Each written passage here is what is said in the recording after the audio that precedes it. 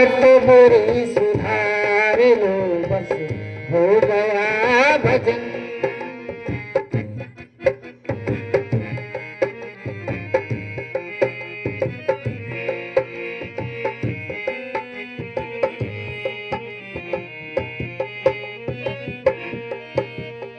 आए हो तुम कहाँ से और जाओगे कहाँ, आए हो तुम कहाँ से और जाओगे कहाँ,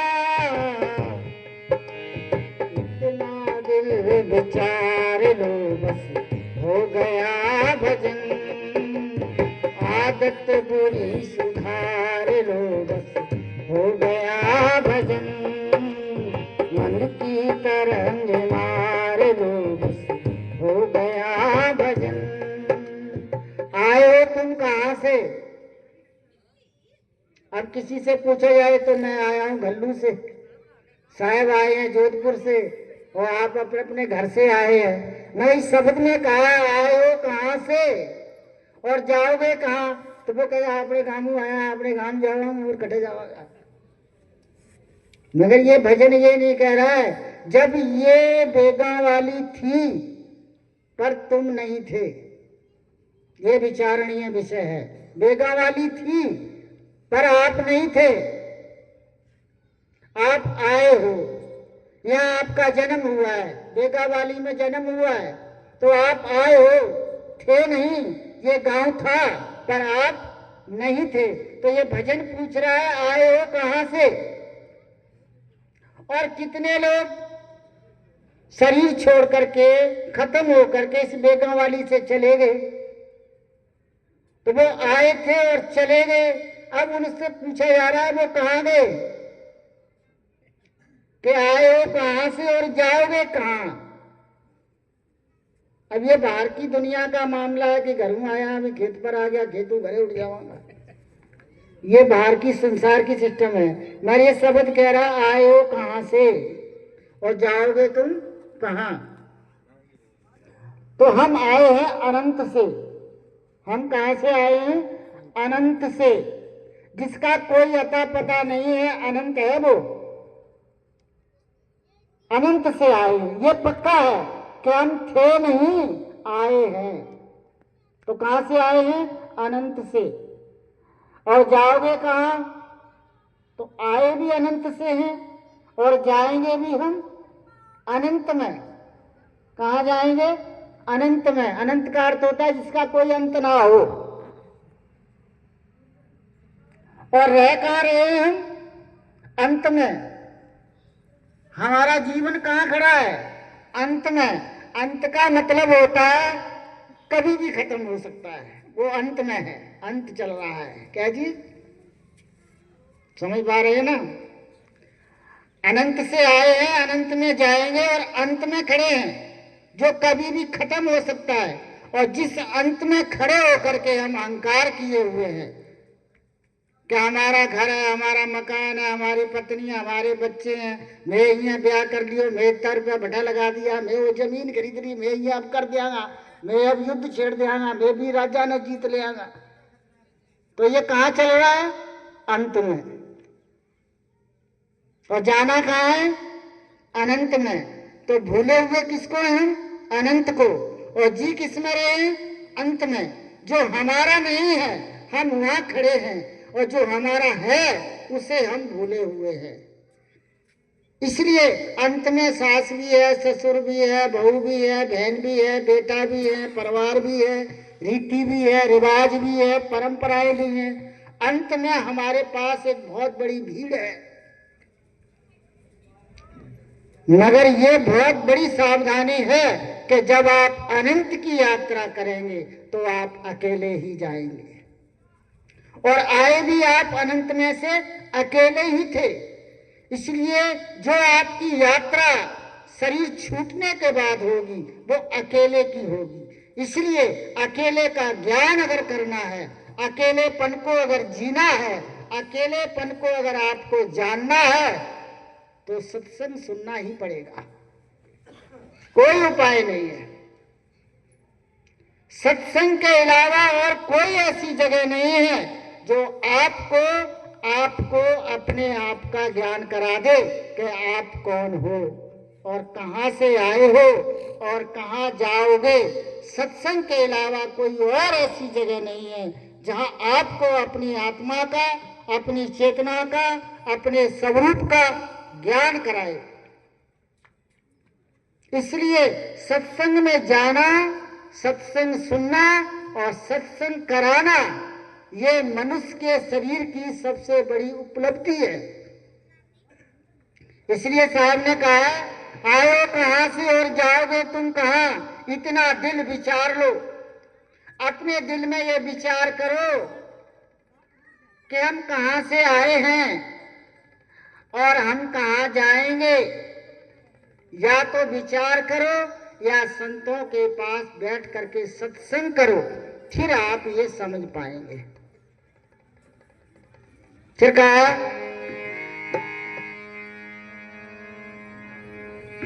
कोई तुम्हें बुरा कहे तो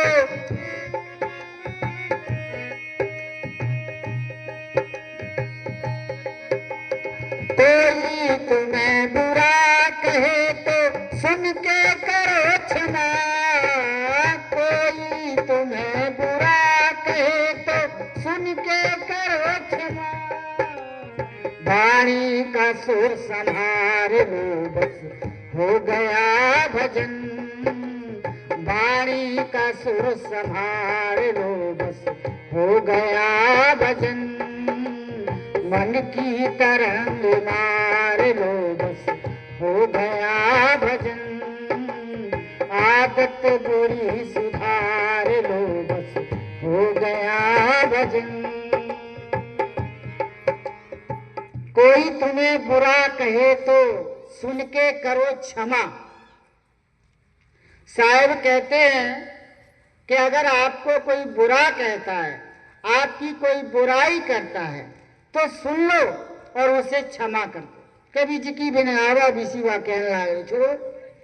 मगर हम क्या कहते हैं, कहीं आके क्यों तो सुने क्या बाइया कहने लगे, कोई नहीं बिनान दे, मैं बताऊं। ये हमने संकल्प ले लिया कि अभी ने मिलने दे, फिर मैं बताऊंगी। समझ लो कि झगड़ा पक्का है। तो ये झगड़ा हम क्यों हो रहा है कि हम सुनना जानते हैं पर उसको सहन करना नहीं जानते।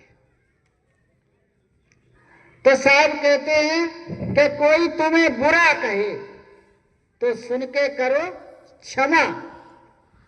तो जो बुरा सुनकर के बुराई करने वाले को क्षमा करता है वो महान होता है। मगर बाहर की दुनिया में देखा जाता है कि अगर कोई बुराई करे और उसको सुने और फिर उसका सर फाड़ दे तो उसको बहुत बड़ा आदमी माना जाता है कि बीकर न जाए तो सर फाड़ दे। तो डरा करके हम जीते हैं। हम घर में सास या बहू को डरा के जीती है, ससुर अपनी पत्नी को डराता है, एक दूसरे को डराते हैं, धमकाते हैं, हम प्रेम नहीं करते हैं। अगर प्रेम करेंगे हम तो अगर कोई बुराई करेगा और बुरा कहेगा तो हम उसे क्षमा कर देंगे। क्षमा करने वाला ही प्रेमी हो सकता है। बुराई सुनने वाला और बुराई करने वाला कभी प्रेमी नहीं हो सकता। तो कोई तुम्हें बुरा कहे तो सुनकर के करो क्षमा। वाणी का स्वर संभाल लो। जो वाणी है, जो वचन है, अभी चेतन साहब गल्लू से बोल रहे थे कि वचन के 3 दोषों को त्याग दो। तो वचन के 3 दोष क्या हैं? बोलते समय सावधानी रखिए कि आप गाली नहीं देंगे।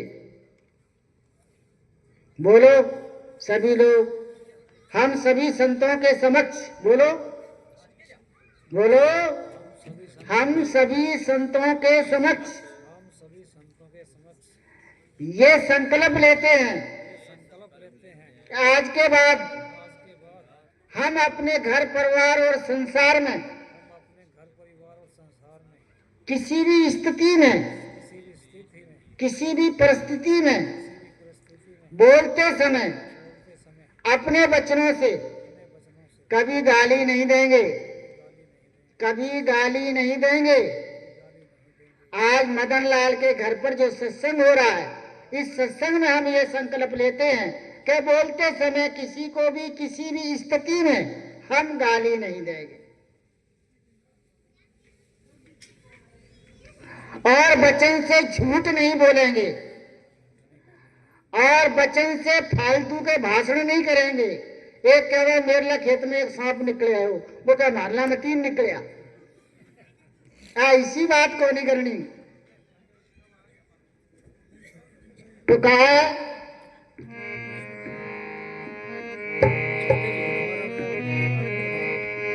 नेकी सभी के साथ में बन, नेकी सभी के साथ में बन जाए तो करो, नेकी सभी के साथ में बन जाए तो करो, मत सिर बदी का भार लो बस हो गया भजन, मत सिर बदी का भार लो बस हो गया भजन, आदत बुरी सुधार लो बस हो गया भजन, मन की तरंग मार लो बस हो गया भजन। नेकी सबके साथ में बन पड़े तो करो। इस संसार में हम जिस एरिया में, जिस संसार में हम रह रहे हैं, तो हम नेक कर्म करें, नेक कमाई करें, तो नेकी सबके साथ में बन पड़े तो करो। अगर आपसे बनता है कि हम किसी का भला कर सकते हैं, हम किसी की नेकी कर सकते हैं, तो आप पर अगर बनता है तो करो, मगर किसी की बदी मत करो। जब आपसे भला नहीं हो रहा है तो बुरा भी मत करो। जब आप अच्छा नहीं कर सकते तो बुरा भी मत करो। जब आप बना नहीं सकते तो बिगाड़ो भी मत। जैसे हो वैसे चुपचाप खड़े रहो, ना हिलो ना हिलाओ। तो नेकी सबके साथ में बन पड़े तो करो, मत सिर बदी का भार लो, फिर पापों का भार अपने सर पे ना लो, मत बदी का भार लो बस हो गया भजन, मन की तरंग मार लो बस हो गया भजन। बोलिए सदगुरुदेव की।